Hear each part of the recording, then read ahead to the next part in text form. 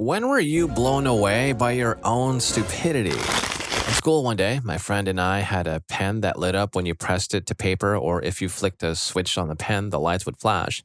He kept turning it on and waving it at me. This annoyed me, so I took the batteries out in front of him. He stared at me for a second before trying to get the batteries back. In the midst of the struggle, I decided the best way to stop him from getting them, so I popped them in my mouth and proceeded to swallow them. My friend returned to staring at me, but with a panicked look on his face. I didn't think anything of it at first, but eventually I realized that I shouldn't have done that. I started feeling weird. I held my hand up and asked my teacher if I could go to the nurse's office. Skeptical, she asked me why. I told her I had just eaten 3 small batteries and was feeling weird. She stared in disbelief, I think, for a second, then told the class that she'll return in a moment and immediately seized my hand and practically dragged me along, sprinting to the nurse's office. She threw me into the nurse's office and screamed, "He swallowed batteries!" The nurse jumped out of her chair. "Oh my God, I'll ring the NHS and find out what we need to do." I immediately felt like the stupidest idiot alive. I asked if I was going to be okay. My teacher looked at me and smiled the fakest smile I'd ever seen in my life. "Of course you are, boy." Long story short, I had to be taken to A&E and had to be x-rayed to see where the batteries were. I was given laxatives and a sieve and kept overnight, of which I spent 75% of this sifting through like some crazed Wild West miners scouring for gold. Eventually I found them and I've lived happily ever after since, thankfully. I wish I still had them, a trophy of the stupidest I've ever been. Well, at least he didn't hurt his friend. It could have been a battery crime. I am sorry. But I guess the only thing brighter than the pen was the hospital stay, right? Story 2. I live in a big city and used to own a car, have since sold it, and one night a friend was getting married pretty close to my apartment. There was a small pregame going on the other side of the city, so I drove down to meet up with everyone and was going to just drive back to my place with everyone in my car, park it back at my apartment, then we'd all just walk down to the ceremony together. We ended up running a bit late and there were more people that could fit into my car, so we just grabbed an Uber so we wouldn't have to wait for parking. I left my car by my friend's house in 2-hour parking, but that ended like 30 minutes after I parked and didn't apply on Sunday, which was the next day. Fast forward 2 weeks later, since I usually walk to work and never had to use my car, I usually needed a minute to remember where it was parked when I needed it. After looking for it for around 5 minutes, it finally hit me. Story 3. The first time my husband took me to a fancy restaurant. I grew up on the US-Mexico border, so I'm used to the word con being with in food, chili con carne, arroz con pollo, you get the drift. Husband takes me to a fancy restaurant when we're still dating, and I'm poor, so prior to this, for me, fancy was like Olive Garden. I pick something out for dinner and he says, "Do you want an appetizer?" I said, "I don't care, you pick one, I've got to run to the restroom." I come back and sit down and he says, "I ordered the duck confit pastry appetizer." I'm kind of horrified but don't say anything, but I'm expecting us to be handed a duck with the feet still there. So the appetizer comes and it's these little pastry cups with cubes of, I presume, duck, and I look at him and say, "So are the feet in there too?" "Yeah, it's duck confit, not duck confit." And I'm never living that down. Turning a date night into a lesson in French cuisine. Win-win in my book. Story 4. All right, friends, I know this story is hard to believe. This is why it's I am absolutely blown away by my own stupidity story. I was driving to my boyfriend's house and needed to add a touch of gas to the tank just to make sure I could get there and back. Also, I'm a poor college student in New York, very little driving, so I was only going to pay for a couple of gallons. I got my license as a sophomore in college, and this happened my senior year of college. I have pumped gas maybe a handful of times. I grabbed the green nozzle. Green means go, right? I was pretty distracted. My first clue that something was off was that the nozzle didn't fit right. Like it kind of went in, but I couldn't get it to stay, so I just stood there and held the nozzle up to the tank. Gas kept dripping out onto my hands. I got frustrated, so I stopped at about 2 gallons, paid, and left. I remember distinctly smelling the gas on my hands the whole drive there, about 15 minutes. I burst into my boyfriend's house and immediately went to the bathroom to wash my hands, which my BF was amused by. A few hours go by and I think nothing of it. After a while, I get this nagging feeling about the whole gas thing, so I decided to Google green nozzle gas and immediately saw that I major messed up. Since I had put such a little amount in, some sources suggested that I might be able to dilute the diesel if I filled up the gas tank and ran it down several times. My BF and I rushed out to the car to try this, but the car sputtered upon starting and went out. I was so embarrassed and flustered, we had to wait for his parents to get home. His dad, might I add, had the same reaction as many of you. "How in the hell did you manage that?" There are specific barriers so that you can't put diesel in your car. I suddenly realized why that gas spilled onto my hands. Anyway, then I had to call my dad to come pick me up. This also happened to be the first time my parents met my BF's parents, something I was hoping was going to be happening at our college graduation, but alas. My dad shows up with a cut up garden hose nozzle and states, I haven't done this since high school, and attempts to siphon out the diesel. It doesn't work. Apparently, newer cars have blocks in place so people can't steal gas. They also have blocks so that you can't put diesel in, but I got around that one, didn't I? The car had to be towed and the engine was flushed out or something. I paid my parents $700. I think I've regained some respect from my BS family, but they still tease me incessantly. I deserve it. And that's my story of how I manage the impossible, bewildering stupidity. Story 5.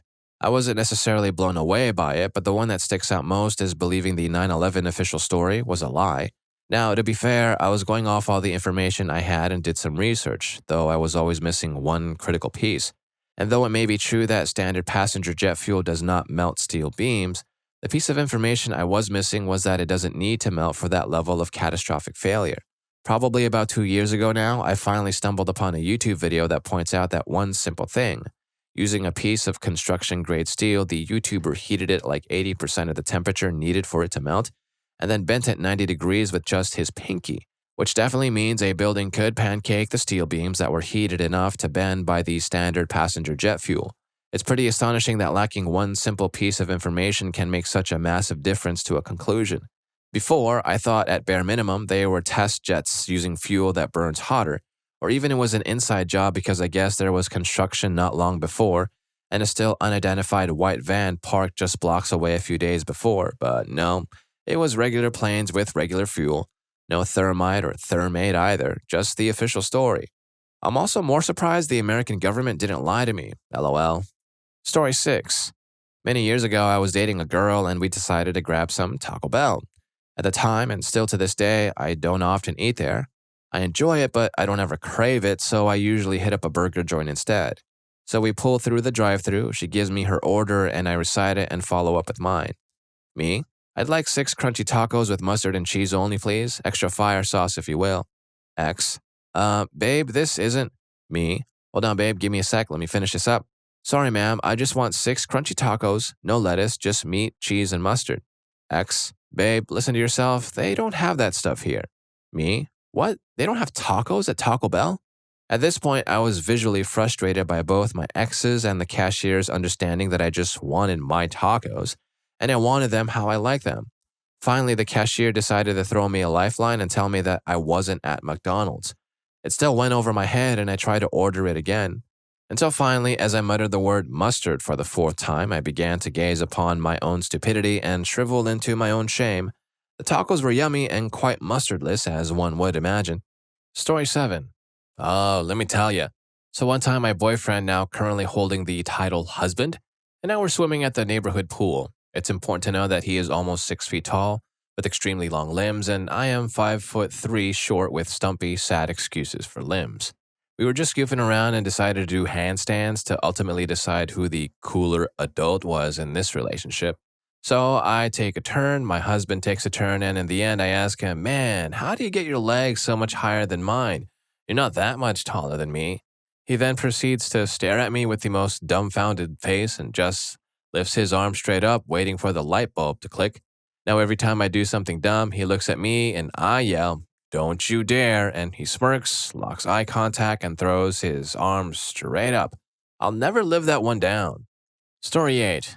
This is pretty mild, but my workplace has membership cards onto which members can load money and use it to buy food and drinks. We refer to the money on the cards as points because they can earn points by participating in events, etc.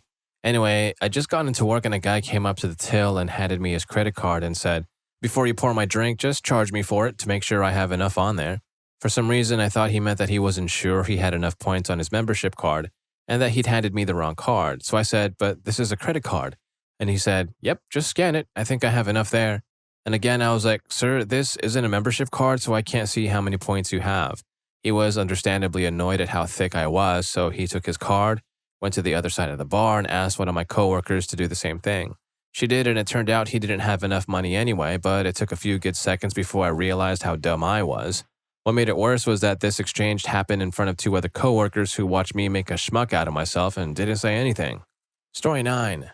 One night my partner was slow cooking a stew, so just left it to simmer while watching TV. I was on the other side of the house playing some video games and just chilling. After a half hour, my partner comes in and says, "Can you smell gas?" Walking out into the hallway, I realized I could too. We went over to the gas stove and saw that somehow the flame on the stove had gone out some time ago, and the stove was filling the house with gas. We freaked out a bit, thinking, how do we deal with this, worrying about our pets? In my brilliance, I thought the best option would be to just restart the flame and let it burn off. I reached out and just about started to click the ignition when my partner pulled me away to stop the house from blowing up. Not my finest moment, and I am yet to live it down. Ha ha. Story 10. Not me, but my daughter was blown away by hers. 12 years old, had decided at about 7 or 8, for reasons only known to her, that she hated cheese. Wouldn't touch or eat anything with cheese in it or on it, and we're having dinner one night at the Cheesecake factory. We used to try to go there a couple of times a year. It was a family tradition that each of us got our own slice of cheesecake for dessert. It was expensive, but eliminated any bickering about sharing. We have a son 5 years younger than her, and we could easily stretch those huge pieces into dessert for a few nights after, so we always justified it. This had been a tradition for 4 or 5 years. Daughter orders her favorite New York cheesecake with the raspberry sauce drizzle. She's eaten about half her slice, and I remember her hatred for all things cheese. Me. "See, you do like cheese." She looks at me, total deer in headlights. "Oh, what do you mean, cheese? This is cake." I said, "Yes, princess, cheesecake." She's now in near panic mode, grabs the apron of a waitress walking by. "Excuse me, but what's this made of?" "The cheesecake," says the waitress. Daughter is now about in tears, as are my wife and I, although for completely different reasons. "I thought this was just cake." Waitress confirms to her that yes, indeed, cream cheese is the main ingredient. We still make fun of her about it 9 years later. Story 11. I woke up on the morning of December the 25th, went about my usual Saturday of not doing much, playing on the Xbox, reading forums, that sort of thing. Come lunchtime, I look in the fridge for food and notice a lack of drinks, an unacceptable situation that had to be resolved before an evening of gaming and watching a film or two. I pop on my winter gear, jump on the motorbike, and head off to the shops. It's cold and a light dust of snow is on the road, so I enjoy sliding around like a hooligan at very low speeds, and as a bonus, the roads are really quiet. I get within sight of the supermarket and the car park is empty. I thought this was rather odd, but assumed they'd had a power cut or something, so I headed off to another supermarket. Halfway there, I thought, the roads aren't just quiet, there's not a soul to be seen. Zombie apocalypse? Evacuation I missed? This is very odd. Where the chuff is everyone? My brain woke up. It's Christmas Day, you idiot. Thankfully, a petrol station and convenience store was open and drinks were purchased and Christmas Day was saved. Next year, he should maybe set up a reminder. If the roads are empty and the supermarkets are closed, it's not just any other Saturday. Story 12. My sister and I, we forget words. It's a regular occurrence. It used to blow us away. Now it's normal. Sometimes we put together words that at least mean something similar. Sometimes we don't. The first time it happened was about a year or two ago when my sister thought the couch was called a fridge. She was telling the family about some story involving the couch and just called it a fridge the whole time. The cat's on the cushion oven. That's a couch. There should be a pizza in the anti-microwave. That's a freezer, and whether it's a pizza or not is up for debate. And whether there should be or definitely isn't is also another debate. I'm going to use the body dishwasher. That's a shower, though it's also sometimes a laundry machine. I need to get a new hot air gun. You probably thought this one easy, but it could really mean anything from a blow dryer to a car depending on the context, or maybe a hot glue gun. The list goes on, but really any word means any word if you're good at charades, pointing and having equally stupid teammates. People will come over and they're like, "I could have sworn you said we were going to go downstairs and play Monopoly." No, we're going the other way and watching the screen. Story 13. While I was doing my apprentice time as a mechanic, I hooked up with a girl. 2 days before exams, I took her to watch Jackie Chan's Rush Hour in the drive-in cinema. I got some snacks from the concessions booth and a tray to carry them. The cool show-off I was just threw the tray out of the car, littering the premise to not waste time in making out. Next day, I could not find my wallet. My ID was in there, my license, and a depressingly small amount of cash. But with my exam coming up the next day, I needed to have my ID and provide it when asked. I looked for it everywhere, drove around, peeked into trash bins, called the girl, and ripped apart my mom's car interior. The wallet kept missing. Exams came up. I was uber anxious because of the missing ID. I almost lost my mind and barely passed. I used to be in the 90 points range, now I was around 50 points, which was just enough to pass. Nobody asked for ID. A few days later, I found an envelope in my mailbox, no postage stamp, so obviously someone just drove by and dropped it there. It was my wallet and a note saying, "Dear Mr. XXX, it seems you accidentally lost your wallet while visiting our cinema. Have a nice day." I had tossed my wallet, which I had on the tray, along with the tray and the trash while littering. Story 14. When I was a teenager, my family owned two cars, a soccer mom van and an old Toyota. I was over at a friend's place who lives across town and asked my dad to pick me up, which he did. As we were pulling into the driveway, I asked my dad, "Where's the car?" As I could only see the van in the driveway. My dad looks at me and says, we're in it?" Another time I forgot the word bunny and rabbit. My parents have a rabbit that is not kept in a cage. He's trained to use the cat's litter box, so he just hops around the house. My brothers also have a paper route. One afternoon, I was helping to sort papers for the route, and the rabbit started chewing on some of the papers. I tried to tell my brother, but all that came out was, "The hoppy cat is eating the papers." Now my brothers tease me nonstop about that. The critters in their house aren't a dog, and a bird and cat and a bunny anymore. It's a barky cat and a flappy cat and a hoppy cat. Story 15. When I first went to college, my sisters would call me all the time. As I was talking to one, I was tearing my room apart trying to find something.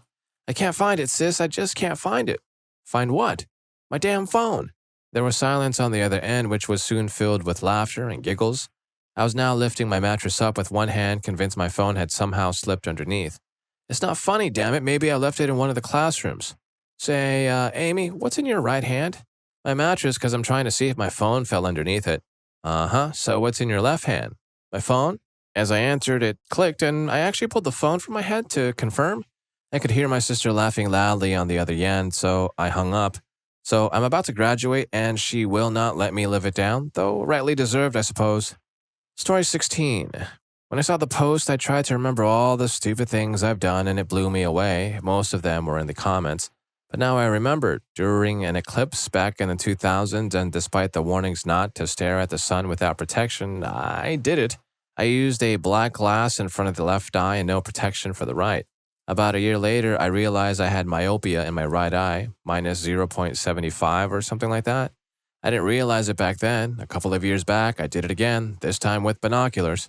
The second I aligned the binoculars with the bright light, not the sun itself, just the light around it, I felt a slight burning sensation and looked immediately away. I thought to myself, why is this so hot? And tested the same thing with the paper instead of my eyes. As you would expect, it immediately burnt a hole in the paper. Last year, I got an eye exam. I have a -1 left and a -1.95 right. Do not look directly at the sun. I may have been extremely lucky by not getting blind, so keep your luck for the lottery. And if you're enjoying the video, please don't forget to hit that subscribe and like button for more videos just like this. Story 17. Two very different examples. Do y'all know that clip from years back where Ben Shapiro is trying to debunk climate change and winds up making the case that if the sea levels rise and people's houses start flooding, those people can just sell their flooded homes and move? A friend showed me that. She was just about whizzing herself with laughter, and I just stare at it like, what's the problem? She had to explain it to me. I've never felt that dumb. Much worse, I had two grand aunts who had Alzheimer's. Now, in the spring, one of them passed, and good for her, honestly. She was still quite coherent and then just fell ill and passed away in a week. Very good passing altogether. I live halfway across the country, so I didn't even get to see her in the hospital. She passed away the day I was coming. I stayed for the funeral. Summer comes, I move to live with my parents while I work my summer job, and I basically have no idea what is happening outside it because work itself is quite stressful. The grand aunt and her husband have their 60-year anniversary or something, and it's really, really sweet. Autumn comes by, I move back to where I'm studying, and at some point I realize I have no idea whether it was one grand aunt that passed away or two. Can't ask anyone, obviously. Worry about this for like a week before it comes back to me. Now, I have issues with my mental health, and those can cause forgetfulness, but geez, that's quite extreme, right? Story 18. I had to put marking tapes to these certain devices, and I was bummed out that the marking tape would certainly melt with the rubber part I was going to attach it to. You know how some tapes plus rubber turns into a gooey mess? I went to great lengths to find high-quality marking tapes and bought IPA to clean possible goo, etc. I went on for a couple of months, marking the devices and carefully cleaning the tape or residue and goo which had started to form already on some units. Quite laborious job, such a simple thing. A week ago, I was tired and had to mark one device. I had a random piece of tape on my hand and was like, I'm too tired to make this look nice. I'll just slap it on this hard plastic part right next to the rubber part. Needless to say, there would have not been goo problems with the hard plastic part, and it was a better place to slap the marking tape in every possible way. I felt like quitting my job on the spot because of my low brain capacity. Oh, did I mention that I did this with a coworker? I called him over to see this new mind-blowing discovery that I just made. He just looked at it and mumbled, "Oh, for God's sake," and laughed a bit with a desperation in his voice. He had been marking the rubber parts too. Story 19.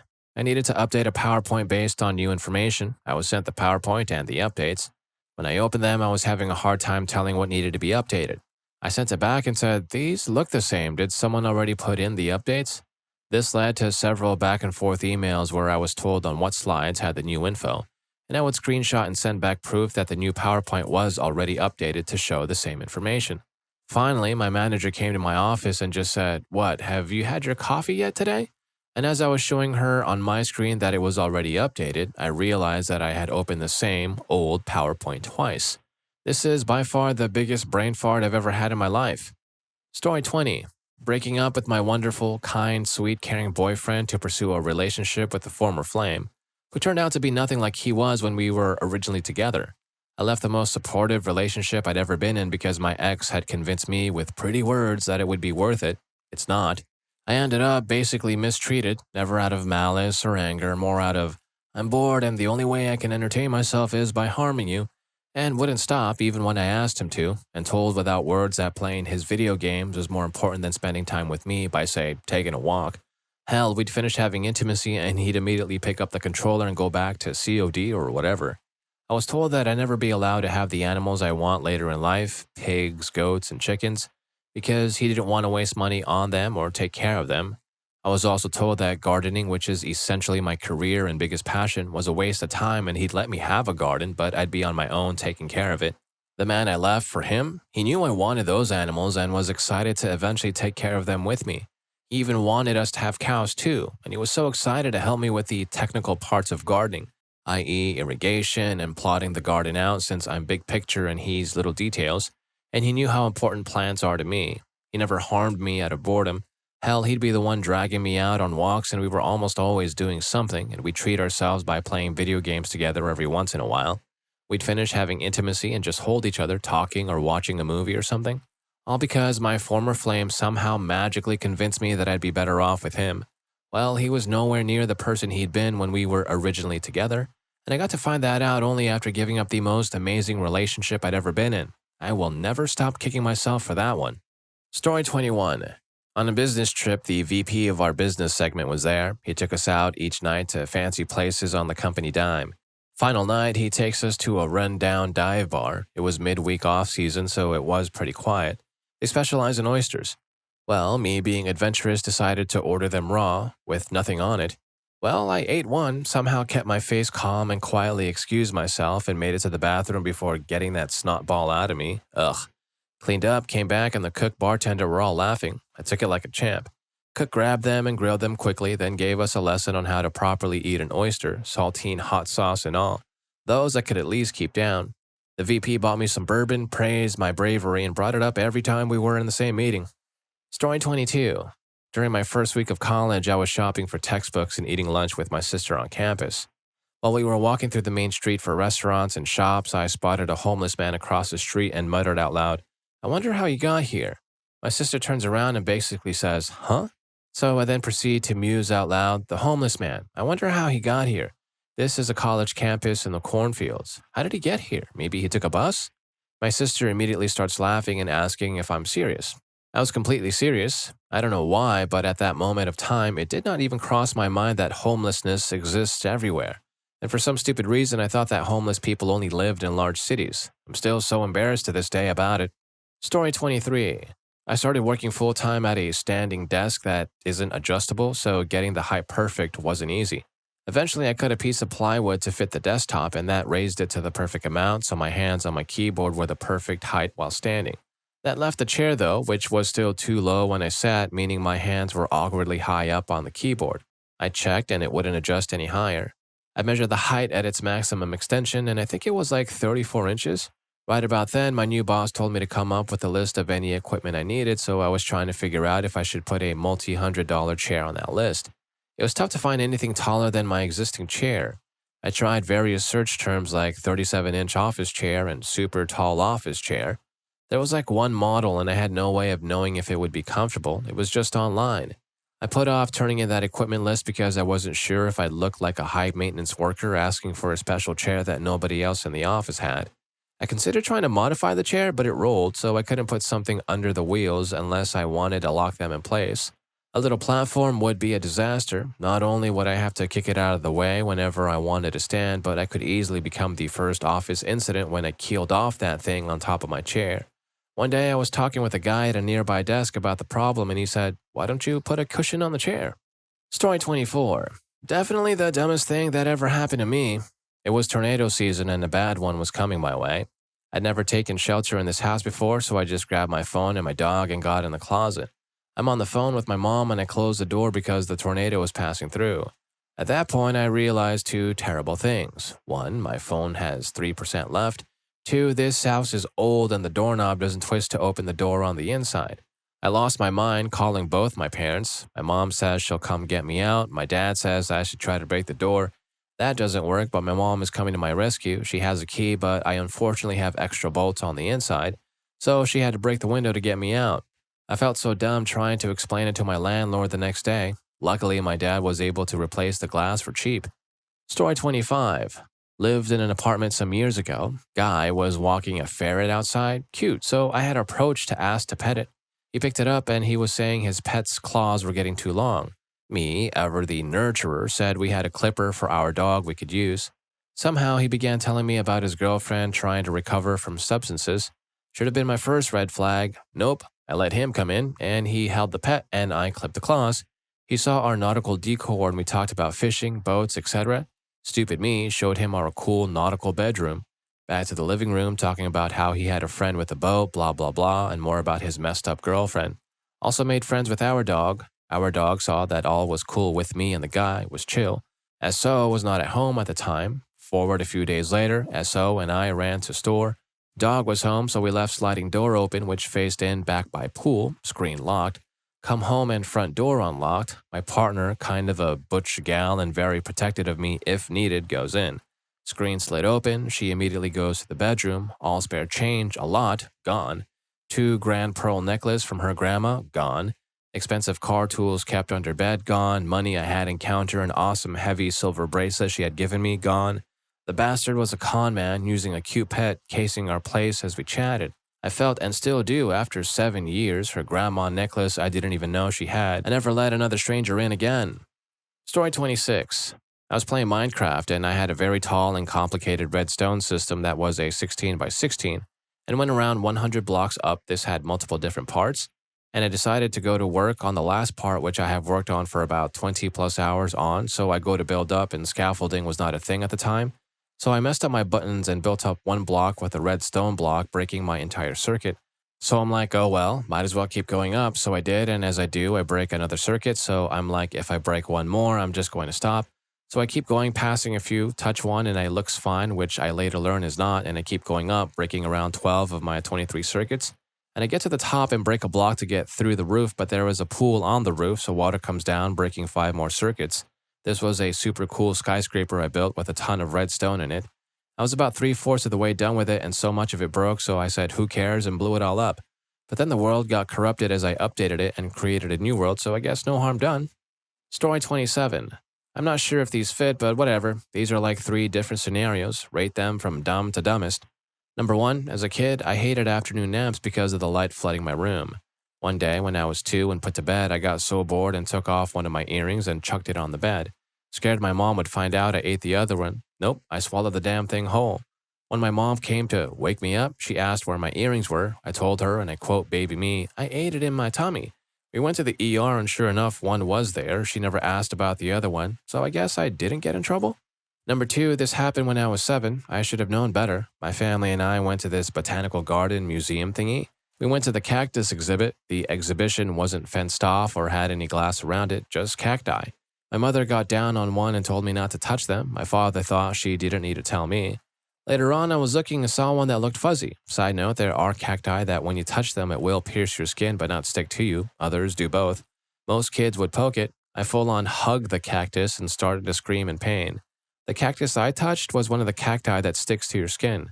It took my mom 4 hours to remove all of the spikes, plus she had to deal with a toddler screaming at her. It was only my hands that were covered, not anything else. Number 3, now this one took over the course of 3 years. When I was 2, 3, and 4. This shows I didn't learn anything. I'm a pretty stupid person everywhere, but academically, so I'm Indian and we have a festival called Diwali, which means the Festival of Lights. Every year on Diwali, we do sparklers. My mom told me not to touch them because they will burn me. My dad told her I wouldn't, and she shouldn't have told me that. If you read the last one, you know how smart I am and what I do. Guess what I did? I touched it and it burned me. Yay. Did I learn a lesson when I was 2? No, I did the same thing when I was 3. My mom asked me why, and I said, I thought it wouldn't burn me this year. I still didn't learn, and when I was 4, they didn't bother me anymore. When I was 5, I stopped doing it. I knew the drill. Go inside and put ice on it. Or get toothpaste and put it on the burn. Toothpaste, by the way, works. Funny thing is, my parents know how stupid I am, so they don't bother that much when I'm hurt because I know what to do. I have a brother who is 2 years older than me, and when I was 5, he burned himself. My parents were all over him, asking if he was okay and if he wanted something, blah, blah, blah, blah. Story 28.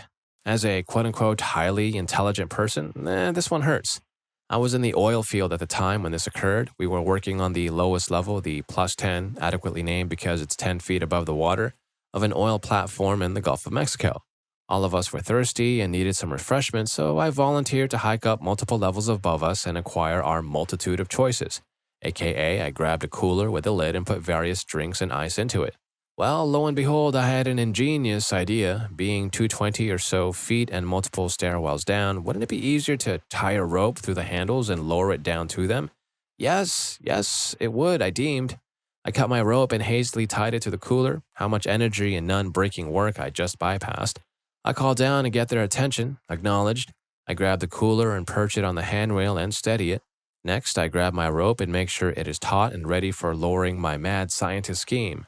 Ready? Yes, I am, I tell myself. The cooler is gently nudged off the rail as I keep my rope in hand. Slowly, I see hydration ebbing closer to my coworkers. And then, well, it ended up in the Gulf of Mexico. Breathe. Why? Because I tied the rope to the lid and not the handles. The lid, people. And to add salt to my wound, the next morning we had a safety meeting teaching us how to tie a rope to a Coleman cooler. Thanks, Dad. Yep, my dad was the supervisor leading the meeting. Story 29.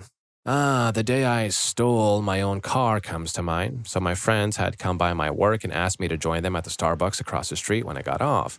I drove over and parked in the only spot left, out of sight of my friends. We hung out for a while, then all jumped into another friend's car to do something else. Later that evening, my friend was dropping me off at work to get my car, and I freaked out when it wasn't there.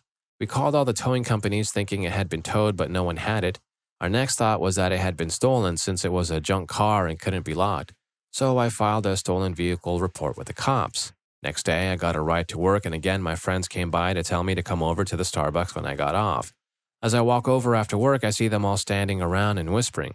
I asked what's up, and they say they found my car and saw some teens standing by it before going for frozen yogurt and how it was weird. It finally clicks in my dumb brain and I start laughing. I explained it to them and they had the exact reaction you'd expect. But then I had to call the cops and explain it to them. That went, well, hilariously. One was not impressed and the other was laughing hard. They told me to wait a few hours for the report to clear the system, otherwise I would be pulled over and arrested. Story 30. This happened last night. Coming home from work around 8:15 p.m., take my coat off, put my keys on the table, and remember that I have to get power from my flat before the shop closes, 9 p.m. Power is obtained through little plastic sticks that you give to the shop, and the shop puts however much money you pay for, which is then fed into the meter to power your home.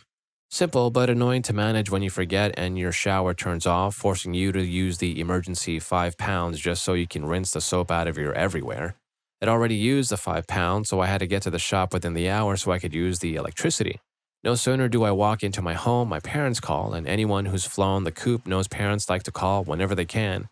Maybe it's been a week or two because you've been busy or whatever. I've got time to spend before the shop shuts. So one lengthy conversation with them later, I notice my phone buzzing in my ear and see it's my girlfriend calling. Cutting my parents off mid-convo, I apologize and hang up.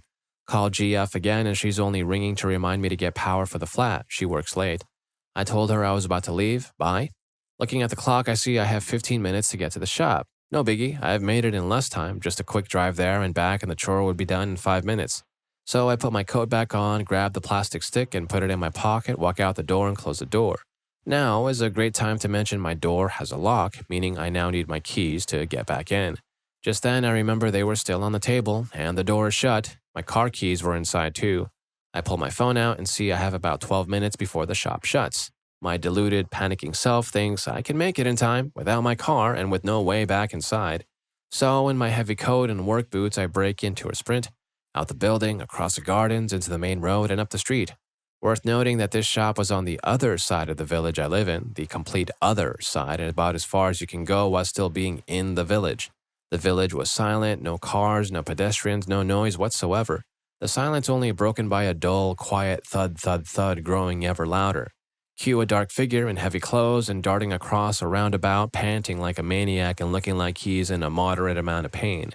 It's not long before I stop to reinsert my lungs back into my body, then, panic setting in again, I begin running only to stop much sooner. Several stop-starts later, I arrive at the shop. I breathe a sigh of relief, seeing the neon signs. Raising my arms above my head, I see metal shutters. It was closed. It had been for a while. Pulling out my phone, I saw the time, 9:12 p.m.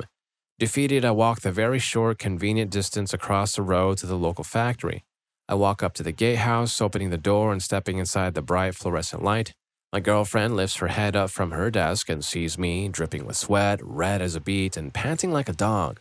"What the hell happened to you?" breathlessly explains. "You stupid, how the hell did you think you could make that? You can get power from the co-op." The co-op was about a third of the distance. I didn't know that. Well, now you do. Here are my keys. Enjoy the walk back home, silly. At least I know how fit I am now. I'm not. And if you liked any of these stories, here's more for you. YouTube thinks you're going to love this. I'll catch you in that video.